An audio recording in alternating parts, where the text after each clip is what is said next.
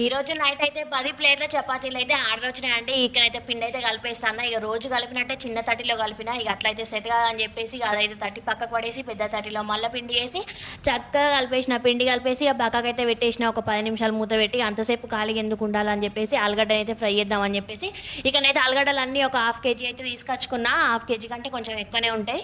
ఇక ఇవన్నీ కట్ చేసి పక్కకు పెట్టుకున్నాయి. ఇవి మళ్ళీ ఆలుగడ్డలను ఉల్లిగడ్డ ఇవి పక్కకు పెట్టేసి మళ్ళీ చపాతీలు అయితే లాటించడం అయితే స్టార్ట్ చేసేసినాయి. మా చిన్న తల్లి అయితే గోడు చేపు కాల్సింది.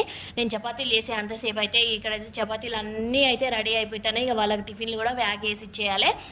ఈరోజు అయితే ఇక వాళ్ళకి వేయడం మాకు కూడా చపాతీలు వేసుకున్నాం. ఇక నైట్కి అయితే చాలా చపాతీలు అయిపోయినాయి. ఇంతకు చపాతీకి కాంబినేషన్ మీకు ఏ కర్రీ అంటే ఇష్టం? చాలా మందికి గుర్తుకొచ్చేది చపాతీ అంటేనైతే ఆలు ఫ్రై. ఇక్కడ నేనైతే ఆలు ఫ్రై చేసినాం. మరి మీకు ఏ కర్రీ అంటే ఇష్టమో తప్పకుండా కామెంట్ బాక్స్లో కామెంట్ చేయడం అస్సలు మర్చిపోకండి. వీడియో చాలా మంది చూస్తున్నారు కానీ లైక్ చేయడం లేదు. ప్లీజ్ లైక్ చేయండి.